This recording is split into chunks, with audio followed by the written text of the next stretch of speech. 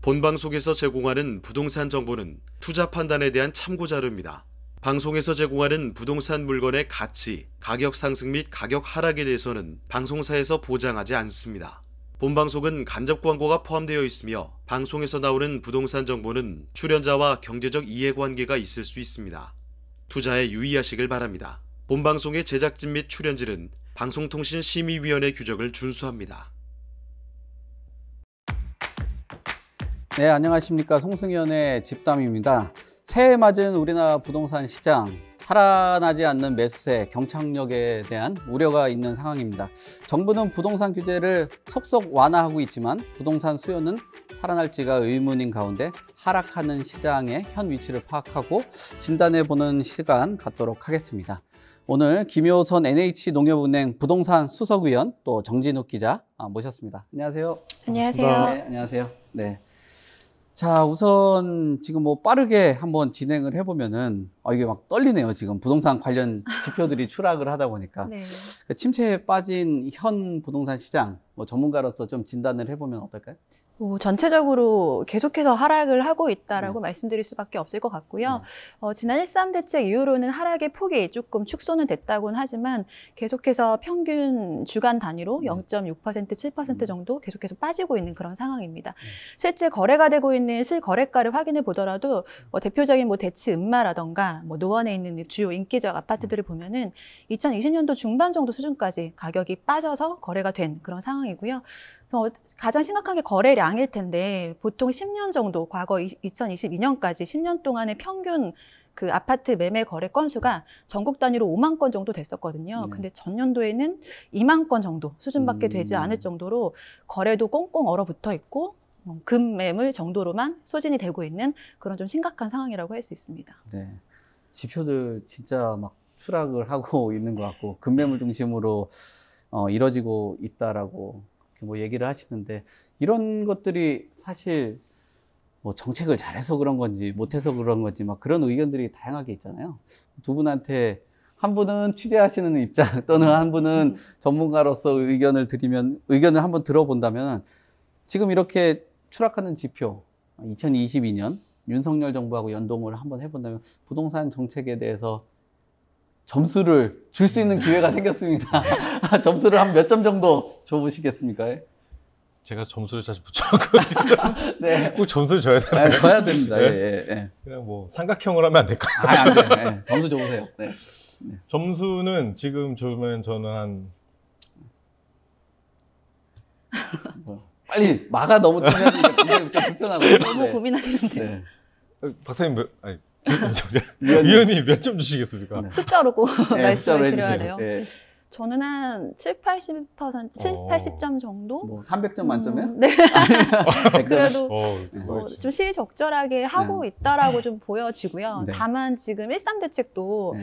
지금 거래가 너무 안 되다 보니까 네. 천천히 할 규제 완화를 한꺼번에 그냥 터트린 거나 다름이 없잖아요. 그럼에도 불구하고 시장이 잘 안 움직이는데 이런 부분들은 좀 잘하고 있다라고는 생각이 돼요. 연착륙을 유도하는데도 안 되는 이런 상황이기 네. 때문에. 다만 근데 이번에 대책때 나온 것들 보면은 다주택자라던가 아니면 수도권에 좀 집중된 규제 완화들이 있었거든요. 그래서 진짜 필요한 서민 실수요자나 지방 같은 곳들은 더 소외될 수 있는 부분들도 있기 때문에 100점은 아니고 그래도 중간 이상은 되지 않나 평가하고 싶습니다. 수도권하고 지방까지 좀 하면은 그치. 점수가 더 올라갈 수 있을 것 같은데 그거 하는 동안 생각하고 계셨죠? 지금 몇 점 줄지? 이 점수를 기준으로 저는 이거보다 좀 더 박하게 그래요? 주겠습니다. 저는 한 50점. 50점? 이유가 뭐예요? 50점? 왜냐면은 이게 정부가 바뀌었잖아요. 바뀐 이유가 있잖아요. 이 계속 20번을 넘는 부동산 정책을 했지만 계속 치솟는 부동산. 네. 그리고 어쨌든 지금 또 계속 급격하게 떨어지는 거기 때문에 그래서 많은 국민들이 윤석열 대통령에게 표를 준 이유가 있어요. 이 부동산 부분도 상당히 큰 부분이라고 생각을 하거든요. 근데 그런 부분을 좀 어물쭈물하게 움직였다. 저는 그렇게 해서 조금 너무 늦게 움직인 거 아니냐. 그러니까 당선이 되고 나서부터 금리나 이런 것들도 분명히 올랐지만 그래도 좀 더 이 부동산 시장을 그냥 그런 생각이 있었던 것 같아요. 그러니까 원희룡 장관도 국토부 장관 되면서 많은 사람들이 그 생각을 하거든요. 본인 정치한다는 얘기를 많이 하고 있기 때문에 총선을 앞두고 본인 정치한다 그런 얘기도 많이 하기 때문에 그래서 또 본인 현안 사항도 되게 많고 정치적인 거 현안을 풀다 보니까 이 부동산을 좀 등한시한 거 아니냐. 그래서 결국 계속 추락하는데 어쨌든 추락한 걸 상당히 원했죠. 왜냐면은 너무 올랐으니까 그 전 정권에서 너무 올랐었는데 너무 급격하게 떨어지니까 이 정도까지는 우리가 원한 게 아닌데라고 나중에 생각했을 것 같아요. 그래서 이런 규제를 완화한 정책들을 폈는데 그런 것들이 이제 심리가 완전히 얼어붙었잖아요. 네. 완전히 얼어붙은 상황에서 이거 다시 살린다 한들 과연 어느 정도 다시 반등할 것이냐라고 했을 때 그런 것들이 지금 공이라면 예전에 꽉 눌렀던 것들을 어떻게 보면은 이제 좀 튕길 수 있는 건데 너무 누르는 게 너무 오래돼서 이게 튕기는 힘조차는 없는 그런 상태가 된 거 아니냐. 그래서 뭐 금리나 이런 부분도 상당히 크게 작용하고 있고 또 윤석열 정부가 아무리 잘해도 세계 경제를 또 이렇게 거슬러서 갈 수 없는 문제이고 또 원자재 값도 상당히 전쟁으로서 그렇기 때문에 여러 가지 복합적인 상황에서도 어쨌든 이 부동산 시장 좀 살리기 위해서 조금의 아까 말씀드렸던 심장 제세 동기와 그리고 인공호흡기를 달아줬다 이렇게 표현할 수 있겠습니다. 참고로 50점, 뭐 70, 80점은 굉장히 주관적인, 그죠? 그렇죠. 네, 굉장히 주관적인 점수 줄어가지. 평가라고 보시면 좋을 것 같은데, 뭐 저도 그렇고 또 다수 전문가들이 올해 부동산 시장이 이거 만만치 않다.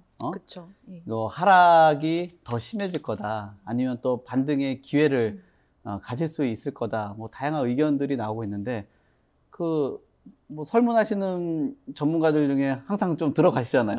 네, 어떻게 좀 전망을 하시고 또 작년 말에 내년을 전망했던 거하고 1월 3일 대책 이후에 또 하면 또 전망 자체가 약간 수정도 될 수가 있잖아요. 그렇죠. 지금 뭐 어떻게 평가를 해볼 수 있을 것 같아요?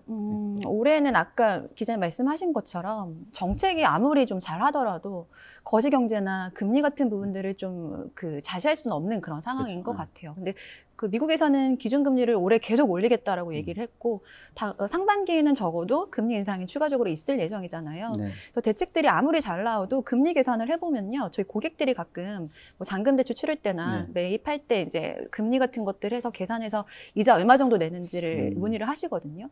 근데 한 100만 원 정도 수준이었던 게 이제는 정말 250만 원 정도를 부담을 하게 돼요. 그래서 진짜 그냥 직장인 생활 하시는 분들이 감당하기 좀 쉽지 않은 수치이긴 합니다. 그래서 매수 자체가 층이 굉장히 좀 얇을 수는 있을 것 같아서 전반적으로 거래는 작년보다 좀 늘어날 수 있는 여러 가지 대책들이 나왔기 때문에 거래는 소폭 증가할 수는 있겠지만 가격 자체가 뭐 상승된 거래보다는 좀 하락된 거래들이 좀 많이 일어날 것 같고요.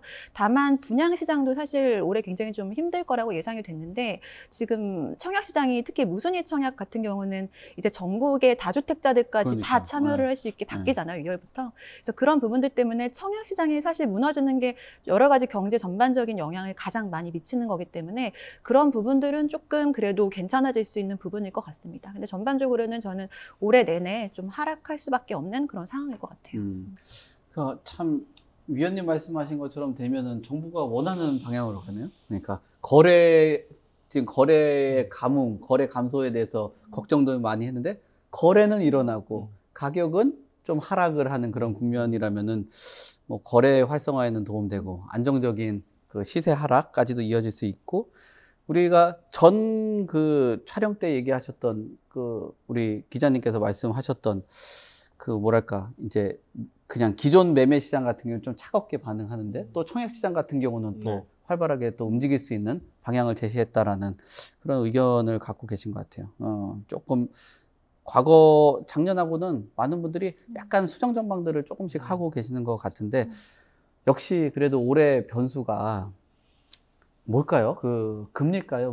뭐가 최고의 변수라고 보세요? 일단은 금리, 그리고 대출하고 세금 규제, 그리고 세 번째 입주 물량 이 정도 좀 볼 수 있는데 일단 금리 변수를 보자면 이제는 부동산이 어쨌든 이 금리의 영향을 안 받는다고 볼 수 없다 이렇게 얘기했고 세계 경제가 금리를 올리니까 특히 미국이 금리를 올리면 대출금에 대한 부담감이 커지기 때문에 자연스럽게 부동산이 경직될 수밖에 없고 그렇기 때문에 이 금리라는 것이 상당히 중요해서 이 금리라는 거 그래서 만약에 이 금리가 급등세를 멈추고 미국에서 갑자기 이제 하락세로 전환되면 부동산 시장도 조금씩 이제 반등을 할 것이라 이렇게 전망이 돼서 금리가 상당히 중요하고요. 두 번째는 이제 대출 및 세금 규제 변수가 있어요. 그러니까 시장이 과열되면 대출 규제를 좀 강화해서 시장에 자금이 유입되는 거 막고 만약에 반대면 반대의 형상을 하면 되는데 또 이 다주택자들에게도 지금처럼 징벌적 과세를 제했잖아요. 그래서 이런 것들이 이번 정부는 그런 것들이 정답은 아니다. 왜냐하면 이 다주택자들도 주택을 공급하는 임대업자니까 어느 정도 이 분양 시장에 대해서 꼭 필요한 존재라고 지금 메시지를 내세우고 있는 것 같아요. 그래서 이런 다주택자들에게도 과연 취득세나 양도세 이런 세금 혜택들이 어떻게 되는지 그동안 계속 문재인 정부 때는 그 과세가 엄청 징벌적으로 때렸잖아요. 너 집 몇 채 갖고 있지? 얼마나 받아? 그래서 그래서 강남에서 아파트에 좀 오래 사신 분들, 나이 드신 분들은 직장이 없으시고 연금 받을 계시는데 난 그냥 여기 산 거밖에 없는데 집값이 오르는 거 내가 모르겠냐. 근데 왜 세금 이렇게 많이 내요? 불만이 많으셨잖아요. 근데 그런 부분들이 어떻게 보면 좀 현실적인 부분들을 좀 더 많이 고려하지 않았나. 그리고 다주택자들도 어디 집을 갖고 있으면서 착한 임대인 역할을 한다면 당신들에게도 세금 혜택을 주겠다. 이런 부분에서도 좀 변수가 있다고 보고 마지막에는 입주 물량이 있죠. 그래서 어쨌든 이 가격이 정해지는 건 공급과 수요 물량인데 이런 부분에서 특히 입주 물량이 가장 크게 작용한다 보아서 이 입주 물량이 좀 많이 특히 인천 같은 경우 되게 많이 쏟아지거든요. 그래서 이런 것들이 가격에 좀 영향이 있을 거라고 봐서 이 물량 변수도 상당히 좀 많이 크게 작용할 것으로 보입니다. 네. 그러니까 뭐 금리가 가장 큰 틀이고 그다음에 대출하고 입주 물량 얘기를 하신 것 같은데 대출 저 얼마 전에 그냥 계산을 한번 해봤는데 이게 8억을 8%로 대출 받으니까 원금은 8억인데 대출 이자가 13억이더라고요. 맞아요, 네. 맞아요. 뭐 총액이 한 21억 정도 되니까 나중에 실질 주택 가격은 이게 번 건지 안 번 건지 이자로 나간 건지 참 모르긴 하겠더라고요. 그래서 이 금리하고 이 대출의 연관성들이 정말 큰 변수라고 보여지는데 위원님께서 보시는 변수는 뭐 또 다른 변수가 있을까요? 아니면 또 동일한 그런 의견일까요? 거의 뭐 동일한 것 같아요. 네. 뭐 변수라는 거는 고정적이지 않은 거잖아요. 금리는 당연히 가장 큰 변수인 것 같고요. 조금 보태서 말씀드리자면 작년 12월부터 1월까지 나온 대책들의 좀 핵심을 보면은 이제 실수요자로는 좀 안 되니까 다주택자들을 좀 구원투수로 네. 하겠다라는 취지인데 다주택자들이 사실 지금까지는 움직이지 않고 있거든요. 조금 네. 관망을 하고 있는 상태인데 제가 보기에는 임대사업자 같은 혜택들이 조금 더 보완이 돼야 움직일 수 있는 그런 트리거가 될 수 있을 것 같아요. 네. 그래서 그런 다주택자에 대한 추가적인 뭐 완화책이라던가 그 다주택자들이 어느 시점에 다시 주택시장에 뭐 매입을 하는 그런 시장 참여자로서 다시 들어올지 그런 부분들이 좀 변수일 것 같습니다. 다주택자들 보완될 수 있는 게 뭐가 있을까요? 뭐 그렇게 좀 많은 게 좀 있을까요? 그 임대사업 하시는 다주택자들 얘기를 들어보면 이번에 임대사업자 혜택들이 사실 과거 문재인 정권 초기에 나왔던 거에 비해서는 굉장히 좀 못 미치는 부분들이 있거든요. 그래서 확실히 좀 매입을 하기를 원한다면은 그런 부분들이 좀 움직임이 필요할 것 같아요. 네. 예. 그때 얘기했었지만 임대사업자 참 정말 이게 많은 사람들이 정책 신뢰도를 잃어버려서 맞아요. 그 얘기한 것처럼 저번에도 얘기했지만 보통 정부나 정권이 바뀌어가지고 혜택이 바뀐 거는 있었어도 한 정부 안에서 임대사업자 양성했다가 임대사업자 거의 뭐 폐지하는 그런 맞아. 거는 예. 정말 이 신뢰도가 없는 그런 상황인데 어떻게 뭐 임대사업자도 움직일까요? 뭐 어때 다주택자도 그러니까 어떨 것 같아요? 대부분 이런 얘기 못 믿겠다. 못 믿겠다. 왜냐하면 정권이 바뀔 때마다 자기네 입맛대로 바뀌다 보니까. 맨날 땔감으로 쓰이니까. 그렇죠. 네. 이게 뭐 어떻게 보면 어쨌든 내가 완전 나쁜 놈으로 될 수밖에 없는 상황을 만든 거니까 정부가 하라고 산 거잖아요. 다들. 그럼 세대책 주겠다. 하여 등록을 했는데 또 어제니 또 잘못되고 또 바꿔버리고 그러니까 이 신뢰도가 진짜 많이 떨어져서 이번에도 하라고 하는데 과연 믿을까? 믿지 않는 것들이 상당히 많고 그래서 제가 한번 앞서 시간에 한번 얘기한 적도 있었지만 국가부도회나 영화 있잖아요. 네. 그거를 보고 느끼는 분들이 상당히 많아요. 그러니까 믿지는 않아요. 이 정책에 대해 신뢰가 완전히 떨어진 거죠. 그래서 이런 부분에 대해서 정부가 좀 회복해야 되는 부분도 하나 있고 그러니까 문정부 시절에 좀 그런 것들이 많이 보여졌던 것 같아요. 그러니까 통계라던가 이런 것들도 아니 집값이 계속 오르고 있다는데 김영희 장관은 아니 다 안정돼 있다. 그런 것들이 보이는 거죠. 그러니까 이런 것들도 마찬가지고 그렇게 보여져서 임대차 이 부분은 임대 사업자 이 등록 부분은 좀 정부가 좀 더 노력을 해서 신뢰를 좀 심어주는 거 상당히 좀 더 중요하고 그들한테 이렇게 하면 이게 이렇게 됩니다라는 거 완전 확실한 메시지 주지 않는 한 이거에 대한 퀘스천 마크 계속 붙을 것 같아요. 꼬리처럼. 저희가 임대사업자 관련돼 가지고 예전에 그 방송 보면 정책 방송하는 채널이 있어요. KTV라고. 제가 임대사업자 관련돼서 정책 홍보 관련된 방송을 좀 했던 기억들이 한동안 계속 있어가지고 정확하게 기억이 나는데 그때 정도의 인센티브가 있다라면은 그 위원님 말씀하신 것처럼 좀 움직일 텐데 지금 뭐 신뢰도도 깎여 있는 상황에서 움직일까라는 건 참 의아하긴 하네요. 맞습니다. 네. 지금 3일날 아주 뭐 대본에 있는 대대적인 그 부동산 규제 완화 대책. 네. 저도 사실 이 정도로 빠르게 이렇게 뭐 획기적으로 풀었나라는 내용들이 있었는데 이 주요 내용 저번 계속적으로 좀 반복을 네. 해주셔야 되는데 좀 네. 갑자기 한숨을 좀 쉬시는 것 같은데 우리 피디님하고 잘 한번 그림을 잘 만드셔가지고 네. 설명 좀 부탁드리겠습니다. 어쨌든 정부가 2일이죠. 주거정책심의위원회 개최해서 네. 투기과열지구 및 조정 대상적 조정안과 분양가 상한제 적용적 조정안을 심의 의결했습니다.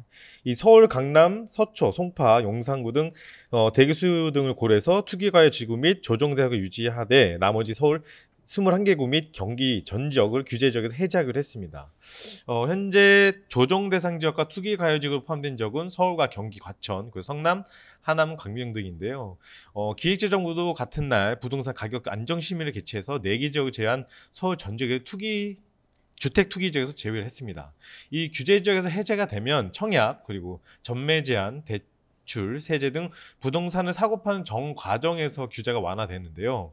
이 국토부는 서울, 강남, 서초, 송파, 용산을 제외한 전 지역의 민간 택지 분양가 상한제 지정도 해제했고 분양가 상한 지역은 투기기 가해지구 내 집값 과열 우려가 있거나 재건축, 재개발 사업 호재를 고분양 우려가 되는 곳에 지정되는 곳인데 어째 이 부분을 다 해제를 했습니다. 그리고 서울 18개구 309개 동과 그리고 과천, 함남, 광명 13개 등 분양가 상한제 지역으로 지정돼 있었지만 이 상한제 지역도 전매 제한 최대 10년에서 실거주 의무도 최장 5년인데 이 상한제가 폐지가 되면 이런 요건이 모두 다 사라집니다. 이것도 다 풀었습니다. 그리고 수도권 전매 제한 아까 10년에서 3년 그리고 중도금 대출 상한도 폐지가 됐고 수도권 분양가 상한제 주택에 적용하는 실거주 의무 2에서 5년도 폐지를 했고 그리고 이것도 좀 괜찮은 것 같아요. 이 그린벨트 해제 권한 대폭 확대했잖아요. 이것도 기존 30만 제곱미터를 100만 제곱미터 미만으로 대폭 늘려서 제가 지방자치단체 물어봤거든요. 이거 어쨌든 지자체에다 좀 준 거잖아요. 근데 물어봤는데 아직은 내놓은 게 하나도 없대요. 그러니까 내놓은 게 하나도 없어서 시간 좀 걸릴 거다 이렇게 얘기를 했고 그러면 너희들 이거 풀어주는데 그린벨트 풀을 거야? 라고 한번 물어봤거든요. 부천하고 김포에는 물어봤거든요. 특히 부천 같은 경우는 상당히 그 밀집도가 강해요. 그러니까 인구가 상당히 밀집돼 있어서 이 그린벨트를 풀게 되면은 너무 과밀집도 더 된다. 그렇기 때문에 현재까지는 이 그린벨트를 푸는 것은 진짜 고려하고 있지 않다. 이렇게 계획을 하고 있고. 근데 또 개발을 원하시는 분들, 또 집값을 좀 상승하기 원하는 분들 개발되기 원하잖아요. 그래서 이런 것들이 각 지자체별로 조금 이렇게 불합함이 나올 수 있다. 그러니까 이해관계가 좀 다를 수 있는 거죠. 또 환경단체는 사막화된다. 이거 그린벨트 이거까지 풀면 안 된다. 이런 주장이 있기 때문에 이 부분은 어떻게 보면 공을 지자체장한테 넘겨온 꼴이라서 이 지자체장들이 의지와 이런 거에 따라서 좀 많이 갈릴 것 같습니다. 이 분위기가.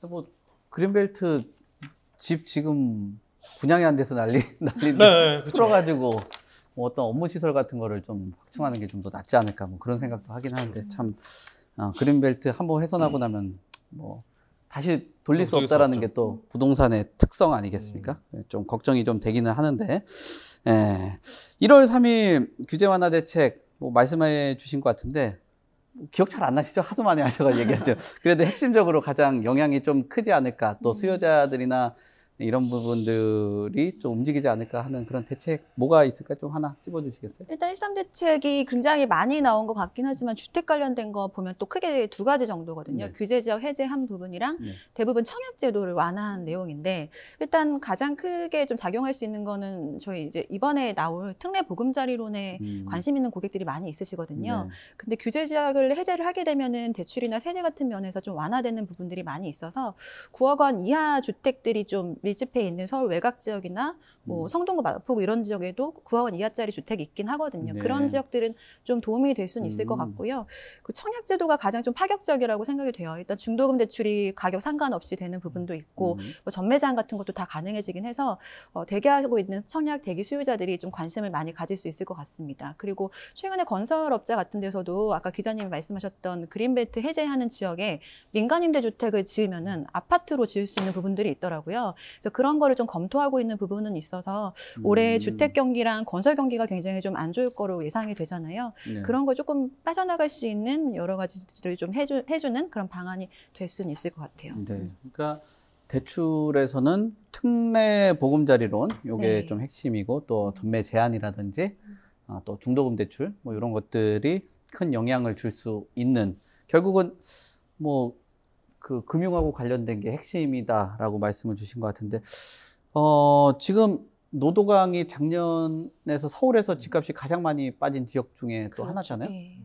또 하나의 그 매수세라든지 투자 수요라든지 또 대출에 대한 이런 부분들을 조금 손을 본다라면은 어떻게 보면 가장 빨리 하락을 겪었기 때문에 또 한편으로는 그 낮은 금액에서 많은 수요자들이 붙을 가능성도 있다라는 얘기들도 하거든요. 네. 그러니까 매수세가 어떨까요? 뭐 이 지역이 어떤 시간적으로 봤을 때 좀 급락에 가까운 시간도 좀 그렇죠.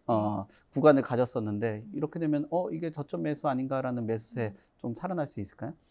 매수세 같은 경우는 좀 살아날 수는 있을 것 같아요. 그래요? 지금 22년도를 제외한 19년부터 21년까지 노원구가 아마 한 20% 넘게 빠졌거든요. 네. 올랐거든요. 네. 근데 22년도 한 년도 동안에 그만큼 또 빠졌어요. 그러니까 음. 올라간 만큼 그대로 빠진 지역이 바로 노원구인데 네. 매물도 계속해서 노원구 같은 경우에는 증가가 되고 있는데 거래가 되지 않고 있었거든요. 네. 근데 노원구가 빠르게 올랐던 이유가 일단 젊은 세대들이 그래도 좀 많이 살고 있는 지역이고 네. 뭐 서울의 3대 학원가가 거기 밀집해 있잖아요.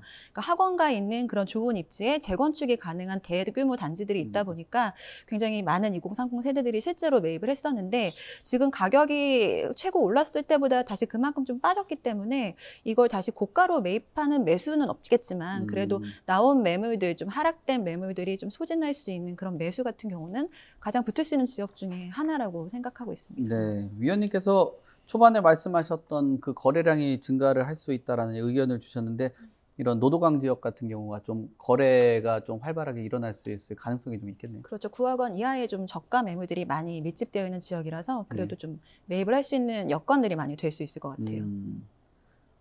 그 노도강 얘기하니까 굉장히 뭐 눈이 진짜 아까 서울 못 사가지고 아까 예전에 그 김대중 교수님 얘기도 좀 네. 들으신 거 같아요. 안타깝습니다. 우선 뭐 전월세 한번 먼저 보세요. 서울에. 네?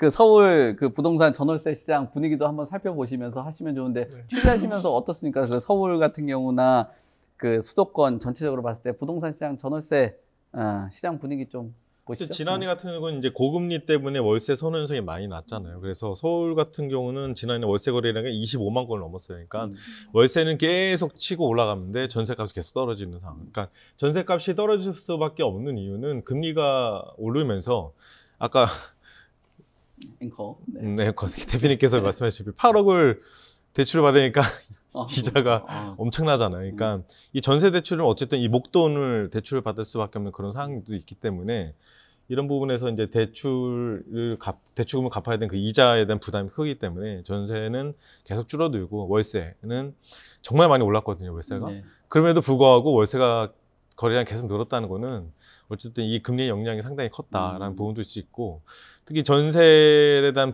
이 부분이 또 최근에 문제가 된 사회적 문제가 된 이 빌라 왕이라고 표현하기 좀 그렇지만 이 전세 빌라 대출 그러니까 빌라에 대한 이런 사기 행각들이 상당히 크잖아요. 그러니까 엄청나기 때문에 뭐 1인당 몇천 채를 갖고 있다는 게 솔직히 말이 안 되는 건데 이런 것들이 지금 실상에 벌어졌고 그러기 때문에 그러니까 인천 같은 경우도 미추홀구나 이런 데 부평구 막 이런 쪽에 빌라가 많거든요. 근데 상당히 피해자들이 많은 거를 봤을 때는 그런 것 때문에 전세가 상당히 많아요. 피해자들이 보면은 또 그 사기를 치려는 그런 사람들 입장에서 봤을 때는 네. 어떤 전세 같은 경우 목돈을 한번 그대 말을 한번 땡기고 음. 그러면 되는 거기 때문에 음. 이런 부분이 상당히 심각하게 받아들였고, 근데 이런 상황들이 계속 나오고 있는 상황이라서 어쨌든 전세는 계속 좀 줄 것 같지만 그래도 미국 경기가 좀 더 나아지고 고용이 좀 더 약간 또 인플레이션이 좀 더 잠잠해지면은 금리라는 것이 조금 바뀌면 다시 또 월세가 낮아지고 전세가 올라갈 수밖에 없는 그런 상황이 되지 않을까라고 전망을 하고 있습니다. 네.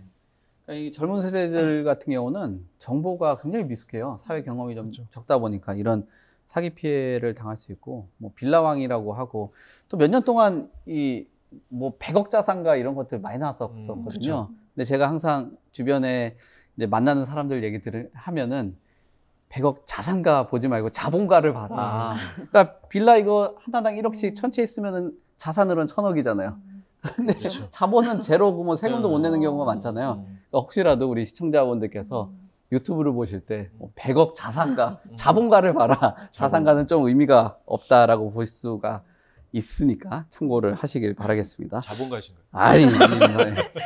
자, 올해 전월세 시장 같은 경우는 뭐 취재하시면서 동향이라든지 흐름이 왜 이 월세 쪽으로 한 25만 건에 가까운 그 월세 쪽을 바라봤는지 얘기를 주셨는데 네. 어떻게 보십니까? 그 전월세 시장?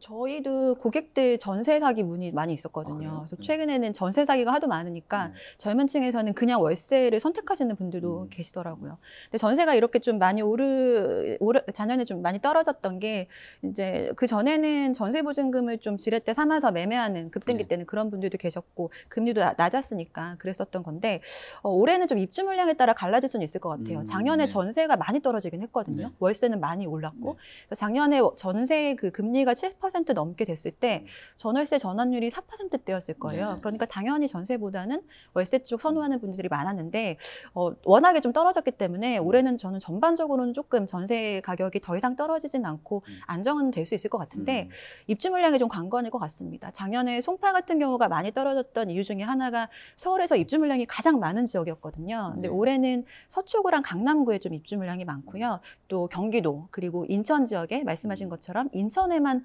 30만 가구가 넘게 입주가 됩니다. 그래서 그런 지역들은 당연히 전세 매물이 너무 많기 때문에 가격이 굉장히 많이 떨어질 수는 있을 것 같고요. 전반적으로는 좀 안정되지 않을까 생각하고 있어요. 네. 그래도 전월세 시장 중에서 전세 시장 같은 경우는 조금 안정적으로 볼 수 있다라고 하신 것 같아요. 지역구로서 인천 지금 30만 가구 얘기하시는데 예? 깡통 전세 피해 그 동네 많이 나오잖아요. 네. 네? 그런 문제들 뭐 올해도 이어지지 않을까요? 계속 이어질 것 같아요. 왜냐하면 지금 또 아직도 보이지 않는 곳에서 계속 하고 있을 것 같고. 나홀로 아파트 이런 거 장난 아니죠. 그렇죠. 그런 부분도 있고. 그러니까 피해자들은 다 몰랐다는 거예요. 그러니까 왜냐하면 이 빌라 같은 경우 특히 젊은 20대들, 그러니까 서울에서 어쨌든 도심지에서 빨리 주택을 하고 싶고, 근데 그 사람들 모집하는 글을 보면 되게 현혹이 되게 해요. 그러니까 여기 오면 이사비도 주고, 뭐 특별 뭐 어쨌든 돈은 또 더 준다면은 이 젊은 세대 같은 경우는 아니 내가 내 돈 주고 어쨌든 계약을 하는데 여기는 돈도 주고 이사비도 더 얹어서 주네. 거기다가 보증보험도 되게 적극적으로 하겠다 이런 얘기도 하고, 그리고 공인중개사가 또 있어요. 직거래가 아닌 공인중개사가 또 매매를 같이 껴주고, 그러면서 또 그 사람들이 얘기하는 거는 집이 엄청나게 많아, 돈이 많아. 보증보험 해주고. 그러면은 그 젊은 사람들이 봤을 때 아 진짜 돈이 많은, 그러니까 젊은 나이에 성공한 사람이구나. 성공을 해서 이렇게 집에 많으니까 이 사람이 뭐 내가 혹시나 다른 사람들은 진짜 전세금 못 돌려받는 사람 상당히 많은데 이 사람은 뭐 하나만 팔고 나한테 돈 줄 수 있는 거잖아. 이렇게 생각할 수 있거든요. 그리고 도장도 잘 찍고. 이런 부분에서 막 그 최근에 죽은 사망을 막 그 별랑 같은 경우는 마을 끌고 다니고. 그때 그런 젊은 세대들 봤을 때는 마을 끌고 다니고 그런 거 봤을 때는 되게 신뢰가 있을 거라고 그래. 보이는 부분에 강하다 보니까. 하지만 허울뿐인 것이기 때문에 이런 것들에 대해서 좀 더 많이 좀 더 확인을 하셔야 될 것 같고, 어떻게 해서 또 젊은 친구들이 이제 바지 사장 막 이용이 되잖아요. 네. 한 건당 몇 얼마씩 또 인센을 받게 되고 또 가격이 또 올라가면 거기다 또 돈을 주기 때문에 돈을 또 쉽게 벌 수밖에 없는 그런 유혹에 빠져서 젊은 친구들이, 그러니까 젊은 청년층들이 이런 부분에서 상당히 많이 노출돼 있다. 그래서 이런 부분에 대해서 좀 사회적으로도 많은 경각심이 있어야 될 것 같고, 이 피해자들은 계속 늘어날 것 같습니다. 계속 서울에서도 또 최근에 30억대 전세 사기 60대 시소유주 11명 경고됐다고 오늘 또 아시아경제에서 10날 보도, 단독 보도를 했습니다. 그래서 야, 보증금만 30억 원을 또 가로채서 이렇게 한 건 있는데, 어쨌든 이런 사건이 계속 늘어나는 거 보면 분명히 이거는 뿌리 뽑을 때까지는 정부가 좀 신경을 잘 써서 이런 일이 다음에는 일어나지 않도니까 되게 인천 지역이 자살률도 상당히 높아요. 맞아요. 상당히 높습니다. 예. 그러니까 저희가 이거 말을 하면 또 누군가 그걸 보고 또 가기 때문에 네. 그렇기 때문에 상당히 많이 자살률이 높거든요. 그래서 이런 것들 피해를 보는 것들이니까 나이도 상당히 젊은 나이대입니다. 그렇기 때문에 이런 영향이 있지 않을까라는 생각이 들고, 그래서 좀 사회적으로 상당히 큰 문제가 되고 있다 이렇게 보고 있습니다. 진짜 문제 큰 것 같네. 깡통 전세 사기 좀 심각하죠. 심각하죠. 저도 작년부터 문의 굉장히 좀 많이 네. 받았었고요. 네. 지인 중에서도 그래요? 그런 상담을 하신 분들도 계세요. 그러니까 이게 정말 남의 일이 아니라 주변에 네. 있는 일들이더라고요. 근데 나이 또래가 후배들 되는 나이 정도라든지 또 뭐 이제 그 내 집장만 아직까지 좀 신중하게 접근하시는 분들 이런 피해자가 될 수도 있을 것 같아요. 그럼 그런 내 집장만을 못 하셨던 분들이 보통 이제 전세라든지 월세 시장을 선택을 하는 거 아니에요? 네. 그러면 이 분들도 그러니까 뭐 노원구 같은 경우는 어떤 매수세가 붙을 수도 있다.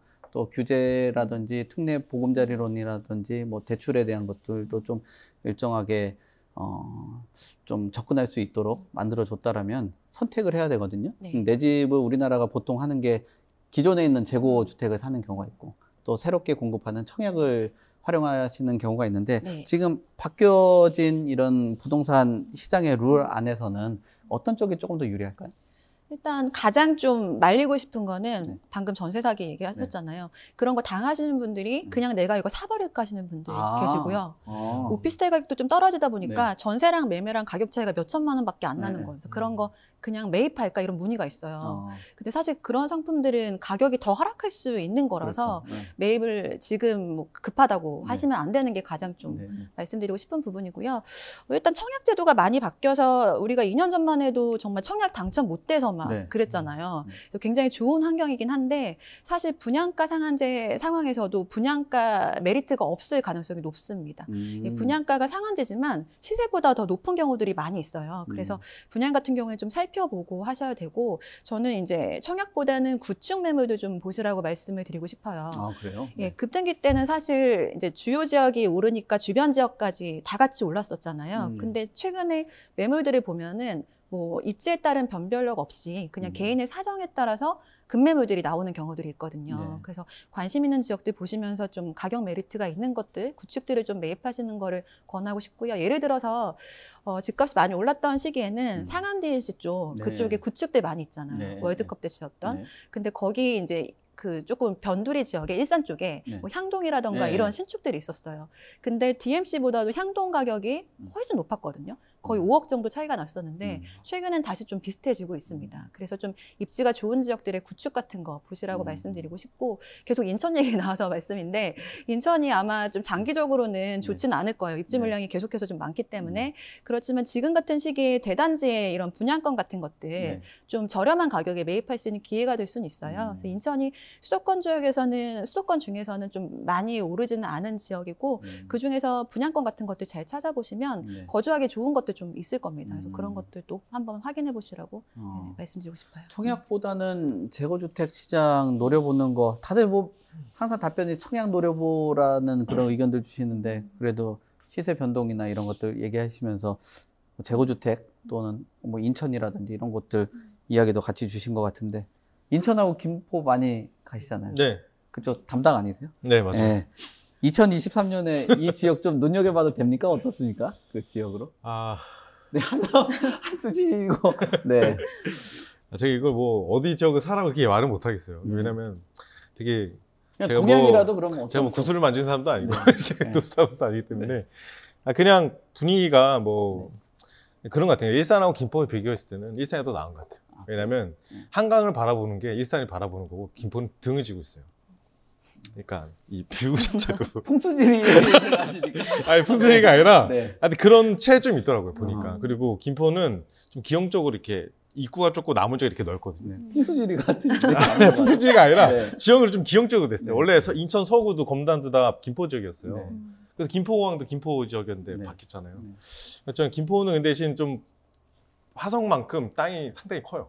그 개발 게 상당히 많더라고요. 그리고 김병수 시장을 제가 뭐 좋아하는 게 아니라 시장이 돌아와서 네. 어쨌든 지하철 5호선 문제도 해결했고 음. 그리고 또 다른 문제도 지금 해결하려고 하는 것 같고 그리고 원희룡 장관이 이 김포 지역에다 뭔가 조금 하려고 하는 컴팩트 시티라는 걸 발표하면서 그렇죠. 네. 그리고 국토부에서 탔는데 야심차게 그냥 UAM 같은 것들이 컴팩트 시티에 적용을 하거든요. 그러니까 이 한국공항공사 사장을 최근에 만났는데 이 로컬 투 로컬에 대한 이동 지역에 대한 그 개념을 갖고 있더라고요. 그래서 이 김포 지역이 UAM에 대한 또 다른 시발점이 될 수 있다라는 생각을 좀 갖게 됐고 특히 인천 같은 경우는 이 송도 인천 분들은 송도를 상당히 되게 좋아해요.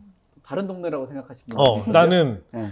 그 똑같죠. 그러니까 분당이 그죠. 나는 송도. 예. 그래서 송도 최근에 검단이 구를 분리하겠다고 민정부시에 발표했는데 왜 송도는 분리 안 하냐? 송도 구로 해달라. 막 이런 정도로 되게 자부심이 되게 강한 곳인데 이쪽도 어쨌든 지하철이라던가 이런 것들 호재가 개발되면서 이 부분도 상당히 좋아질 거라고 있고 그래서 송도 계신 분들은 사고 계신 분들 집값이 떨어져도 나는 언젠가는 올 거라 생각한다는 생각하고 상당히 많은데 갭 투자하신 분들이나 이런 분들이 좀 손해가 많아서 급매물이 나오는 것이지 실질적으로 내가 내 주택 내 집에 살고 있는데 이게 떨어진다 하더라도 내가 사는데 문제가 되지 않는다.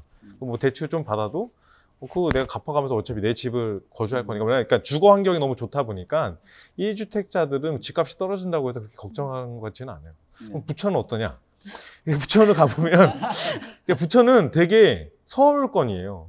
서울권이지만 또 네. 집값이 그렇게 급박하게 올라가지도 네. 않고 지금 떨어질 때 급하게 떨어지지도 않습니다. 부천은 그런 좀 특징이 있는데 그 대신 좀 이렇게 원도심과 신도심에 대한 차이점이 있고 그런 부분이 있고 제가 또 집이 수원이지 않습니까? 네.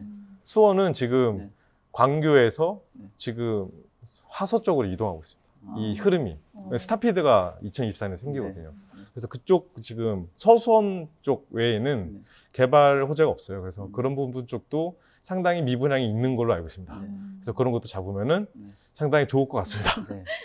네, 지금 정진욱 기자님께서는 또 지역구에 계시다 보니까 뭐 인천, 뭐 김포, 심지어 본인이 살고 있는 수원까지 말씀을 주신 것 같은데 위원님께서 조금 더 객관적인 시각으로 객관적으로 하셔야 돼요. 객관적으로. 네, 객관적인 시각으로 좀 눈여겨볼 만한 지역이 있다라고 하면 어디 좀 있을까요? 글쎄요, 이게 진짜 금액대에 따라 많이 달라지기는 그래요? 해서. 네. 근데 저는 서울이 좀 견고한 지역이라고는 그쵸. 보는 게 네. 과거에 좀 생각해보면 문재인 정권 첫 시절에 이제 뭐 규제로 인해서 급등했던 데가 서울이거든요. 네. 그때 똘똘한 한 채 얘기 나오고. 근데 2019년부터 다시 오른 게 이제 유동성 장세잖아요. 맞아요. 사실 서울은 그 이전에 다 오르고 이제 코로나 이후로는 7% 정도밖에 안 올랐어요. 그러니까 7%가 밖에는 아니지만 다른 뭐 그 경기도나 인천 같은 데가 20%, 30% 올랐으니까 수도권 중에서는 굉장히 덜 오른 거잖아요. 게다가 그때 15억 추가 아파트 같은 경우에는 아예 주담대가 안 되는 그런 대책도 있었기 맞아요. 때문에 급등기 때 산 사람들이 별로 없습니다. 그래서 지금처럼 가격이 조정이 되더라도 사실 버틸 수 있는 분들이 좀 많이 몰려있는 지역이고요. 그때도 많이 매입했던 데가 외곽 지역이었다고 말씀드렸잖아요. 네. 그래서 그런 데보다는 서울 좀 중심권들이 좀 견고하기 때문에 네. 그런 지역들은 이제 좀 버틸 수 있는 힘이 있는 거죠. 그래서 음. 그런 지역들 눈여겨볼 필요가 있는 것 같은데 특히 저는 성수동이 굉장히 성수동? 예, 동으로 딱 찍어서 네. 말씀드리면 디테일하다. 성수동. 네. 네, 성수동이 뭐 지금도 굉장히 올랐지만 더 오를 수 있는 여지가 있는 동네인 것 같아요. 그래서 지금 상업용이든 주거용이든 다 좀 여러 가지 호황이 많거든요. 지금 같은 시기에도 그런 맨션 같은 데들, 옛날 빌라들 그런 게 재건축으로 진행을 하지 않고 지식산업센터로 이제 진행을 하면서 가격이 더 많이 오르는 가격으로도 매각이 되고 있는 지역입니다. 여러 가지 강남권에 있던 것들이 뭐 그 엔터테인먼트 회사들도 다 글로 모이고 네. 지식산업센터도 다 글로 모이기 때문에 주거용도 전부 이제 고급화로 좀 변신될 가능성이 높기 때문에 가장 좋은 지역이라고 말씀드리고 싶은데 사실 가격대가 네. 지금도 많이 높기는 해서요. 네.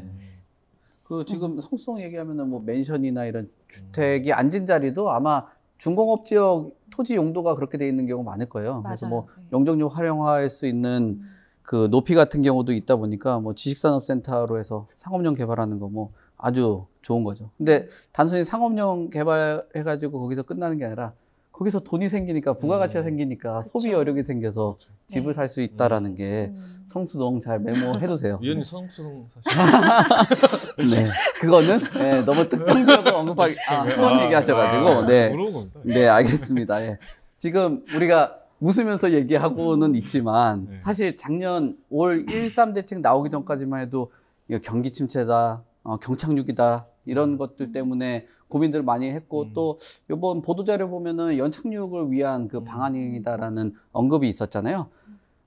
그 보도자료에 대한 내용도 내용이겠지만 뭐 본인이 갖고 있는 생각도 괜찮고요. 아니면 이런 조치는 아주 좋았다라고 생각되는 것들이 있다라면은 뭐 어떤 게 있을까요? 일단 더 풀어야 될 규제가 있다면 네. 토지거래 허가구역 해제 그리고 총부채 원리금 상환비율 DSR 완화 요거 두 가지 할 수 있고 뭐 토지거래 허가구역 해제는 다 아시다시피 지금 좀 된 데가 있잖아요. 그러니까 뭐 압구정, 여의도, 목동, 성수 뭐 이런 네. 쪽 지정돼 있는데 이런 부분에 대해서 이제 갭 투자가 안 되니까 이런 부분도 있고 그리고 이 DSR 같은 경우는 정부는 근데 요거는 당장 검토하지 않겠다는 분위기인데 또 LTV에 이어서 DSR까지 규제 완화하면 어쨌든 좀 더 많은 가계부채 리스크가 있으니까 이게 좀 더 문제가 있어서 이 부분에 대해서 조금 더 조금 완화해야 된다는 목소리가 좀 커질 것 같은데 결국에는 이 정책이나 이런 것들이 윤석열 정부 들었을 때 이제 민심이잖아요. 민심이 어떻게 작용하느냐. 그리고 2024년도에 총선이 계획됐기 때문에 과연 이 부분을 어떻게 정책적으로 풀어갈 것인가. 그래서 민심의 표를 움직일 수 있는 그 방안. 분명히 그 미국의 금리는 분명히 변할 거잖아요. 네. 변할 거기 때문에 그거의 경기 침체나 이런 것들을 같이 잘 보아가면서 이 부동산 정책을 어떻게 풀어나갈 것인지도 상당히 크게 작용될 거라고 봅니다. 네. 지금 토지거래 허가구역 얘기 아마 4월 말에 지정돼 있는 데가 있고 또 6월 말에 지정돼 있는 맞습니다. 데가 있는데 저 개인적으로는 푼다라고는 보는데 그 외적으로도 이제 DSR 같은 경우도 검토 대상이 되지 않을까 뭐 이런 차단을 위한 조치가 아닐까 말씀을 주신 것 같은데 위원님께서는 뭐 어떤 것들이 좀 필요하다라고 보세요?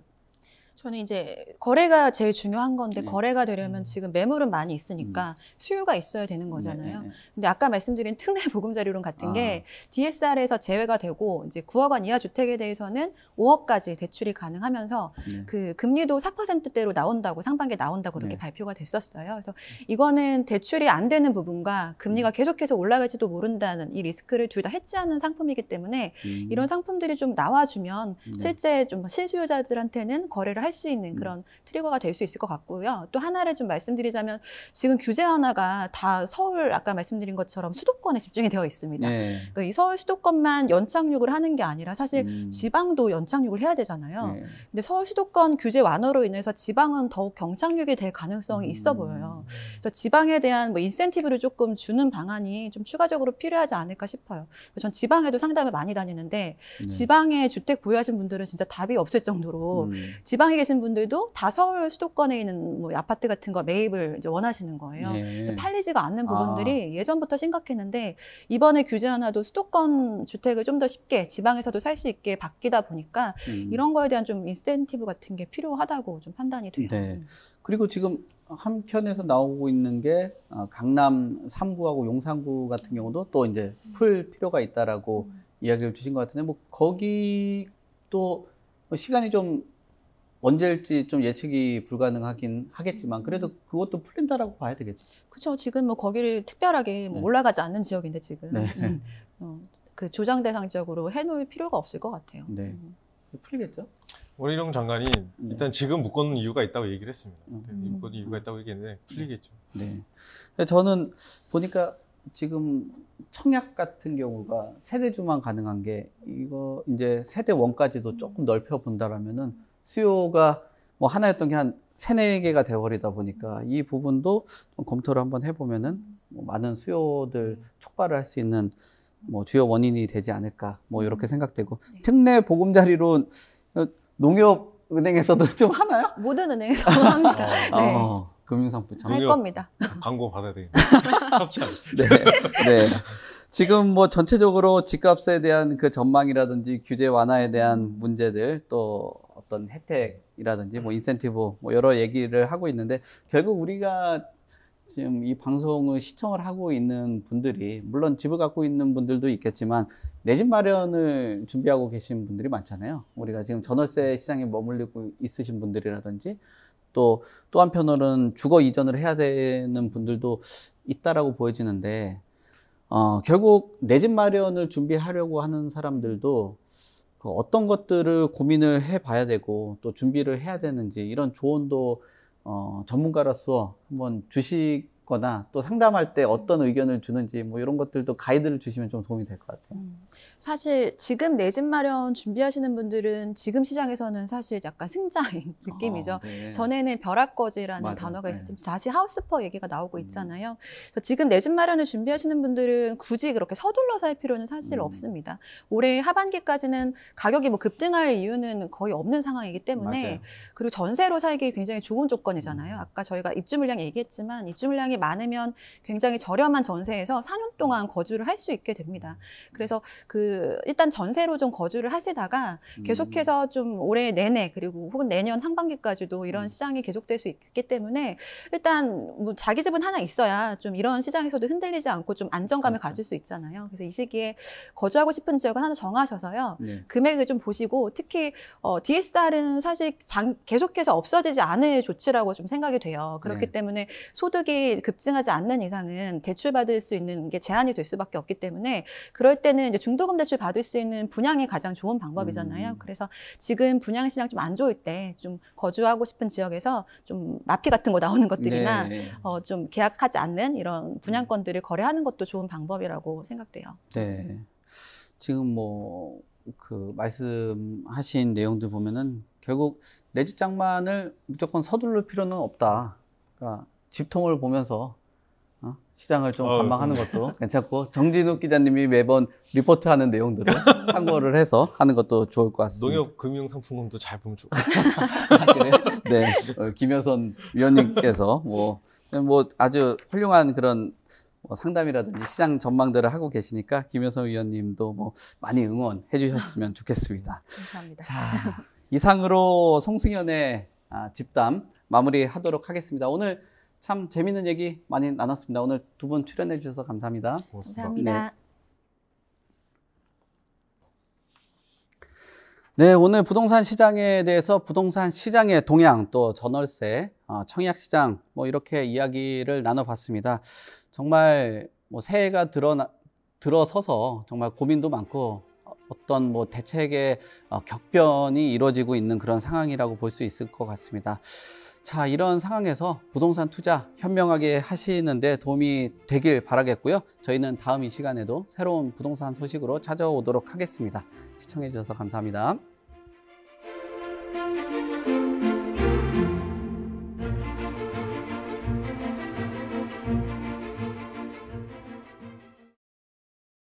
본방송에서 제공하는 부동산 정보는 투자 판단에 대한 참고 자료입니다. 방송에서 제공하는 부동산 물건의 가치, 가격 상승 및 가격 하락에 대해서는 방송사에서 보장하지 않습니다.